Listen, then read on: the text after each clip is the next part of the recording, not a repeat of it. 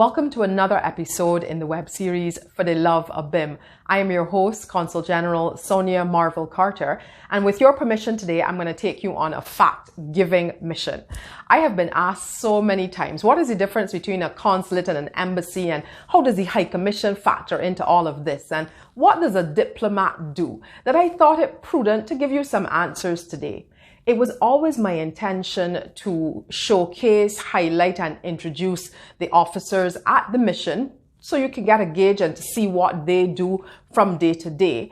But I will now incorporate some of the answers that I will give today with some visuals in later episodes. Hopefully that will tie it all in together for you, and you will have a better understanding of our roles and our positions and what each person does and what's the difference between a mission and a consulate and a high commission and all of the diplomatic speak. Therefore, it is important that you keep watching, that you not miss any episodes so that you don't miss any explanations or introductions. So let's start. You've asked the difference between an embassy and a high commission and a consulate. Embassies are diplomatic missions sent to non-Commonwealth countries, while high commissions are diplomatic missions sent to Commonwealth countries. The common thing is that they are all diplomatic missions. The name changes depending on if the country is a Commonwealth or non-Commonwealth country. The other thing that changes, of course, is what you call the head of mission. At an embassy, the head of mission is called an ambassador. At the High Commission, the head of mission is called, yes, a High Commissioner.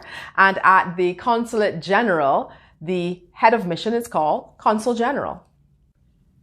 So having established that there are all diplomatic missions, some may ask, what is a diplomatic mission and why is it needed? A country's diplomatic mission is to function as the channel of communication between the country's government and that of the host country. And diplomats, which are obviously persons who are sent to work in these missions from their host country, act as official representatives of their country to promote their country's interests and the interests of their citizens in the particular host country.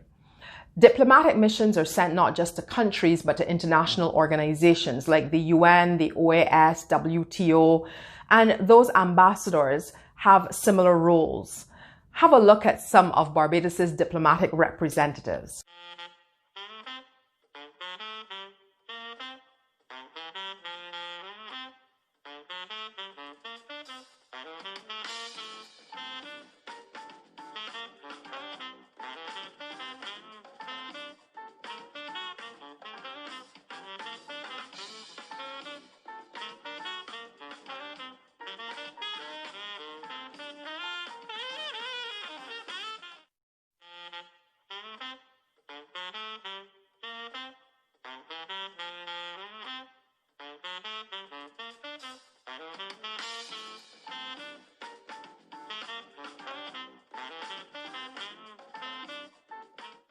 In order to carry out their work, diplomatic missions must have a strong grasp of the host country's politics, society, and culture. They must be able to explain their country's policies, identify potential threats to and opportunities for their country, and provide political and economic analysis of local conditions to inform decision-making at home and obviously to promote trade. And one of the functions of the diplomatic missions is to look after the interests of its citizens in their host country. The work is carried out by the consular section of the mission. The consular posts are usually located in the host country's capital city or where the majority of the nationals or diaspora reside. And like I said, these activities are governed by the Vienna Convention on Consular Relations. Typical consular duties performed are things like, of course, renewing passports, issuing travel and emergency documents, handling cases involving children kidnapping, mistreatment of our children and citizens, assisting nationals detained or imprisoned and those who have fallen ill or been victim of a crime. But I'll stop being general here and speak specifically to Barbados and Canada. So Barbados's diplomatic mission in Canada, and this will hopefully give you an idea of the functions and the role of the High Commission and the Consulate here in Canada.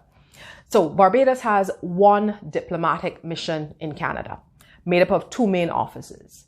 The High Commission in Ottawa, headed by High Commissioner Reginald Farley, and the Consulate General at Toronto, headed by me. And now, if you will permit me to explain why Canada is a little different in that they have two offices. The High Commission, being a head of mission, has direct responsibility for government-to-government relations. That is, direct relations between Canada's federal government and Barbados's government. That office, therefore, needs to be in the capital, where the federal government is located. This is where the dichotomy kind of comes in. The government-to-government relation is only one part of the function of the diplomatic mission, as I mentioned before, because the other major responsibilities are providing, obviously, consular services to its nationals, seeking job opportunities for its citizens, promoting trade and business relations for our country as well. But whereas Ottawa is the political capital of Canada, Toronto is the business capital. And the Greater Toronto Area, or the GTA, is home to the majority of the diaspora and pretty much where the action is, not to mention the major international airport for travel in and out of Canada. So voila, that is why we need the consulate at Toronto. That is also why the consulate has 4 departments, which cover all of the responsibilities of the diplomatic mission. The consular services, obviously performed by the consular section, the promotion of trade and business done via the Invest Barbados department, promoting and marketing our tourism product, the responsibility of the BTMI department, and seeking employment opportunities for Barbadians in Canada is managed through our Barbados Liaison Service department. There's also the role of the honorary consuls, but that is another aspect for another episode. For those of you unfamiliar with this setup, I know it seems like a lot to take in, but suffice to say we are one diplomatic mission with different departments that specialize in particular areas. And when we officially reopen our offices at the Consulate and the High Commission, I will give you an inside look at our team on the job, so to speak, and more about how each department functions. This is important for you to know why. Because if you've been watching from the first episode, I told you that every person in the diaspora is an ambassador for Barbados in their own right. And you therefore not only need to know the product you are promoting in Barbados, but the promotion plan so we can all work together towards a common goal. But let's move on. Diplomatic and consular missions are the responsibility of the Ministry of Foreign Affairs and Foreign Trade in Barbados. And the minister with that responsibility is Senator the Honourable Jerome Walcott. Also in that ministry is Minister Sandra Husbands. Now, dispatching ambassadors to foreign countries is not new. It has its roots in medieval times where kings would send trusted lords to one another's countries.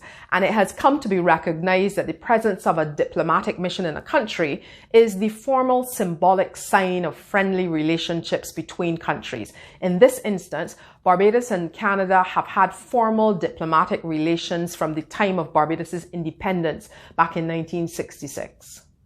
It can also be noted that the withdrawal of an ambassador or a diplomatic mission is one of the strongest signals a country can give of its displeasure. In the modern era, it is often the precursor to some sort of sanction being taken against the country, but we won't get into that here. People have also asked, what does a consul general do? First of all, let me tell you that generally speaking, it depends on the mandate of your particular government and of course the jurisdiction in which you work. But I will give you a short look into my tasks, and by the time you see the follow-up episodes on the functions of the others at the consulate, it should give you a better picture and understanding of our roles. As was mentioned, a CG or Consul General is the head of mission at the consulate and therefore has responsibility for all that happens at the consulate. But pre-COVID, a lot of my time was spent engaging the diaspora at christenings, parties, functions, fundraisers, picnics, birthday celebrations, general limes, touring businesses and other events. I also spent time with our Caribbean brothers and sisters supporting their events. I met regularly with my Caribbean Diplomatic Corps to ensure we could cooperate on matters and support each other on issues, as well as monthly meetings with the other 90 plus countries represented in Canada. The parties and the events and the limes are what most people see and know. In the office, however, there is a lot of report writing, research, planning, managing the office generally, and other administrative work which is much less known. During this COVID-19 pandemic, there are still many meetings, reports, research, and planning going on, especially trying to find innovative ways to carry out tasks and keep our country afloat by ensuring our relations with Canada and our diaspora are still strong. But there is little to none of this and much more of this. Of course, you still need to make time for family, friends, and just general quiet time. As you ask questions, I will attempt to incorporate the answers into the episodes. But now I hope you have a better understanding today of embassies, high commissions, consulates, ambassadors and high commissioners and consuls general, and the role we all play. And what is important to note is that we do it all for the love of country. In our case, we do it all for the love of BIM. As I said in another episode, I will highlight the functions and the role of the High Commissioner, the honorary consuls, and the other officers in the mission. But we're out of time for today. So that's it for episode 4 in this series, For the Love of BIM. See you next week. But until then, please be safe.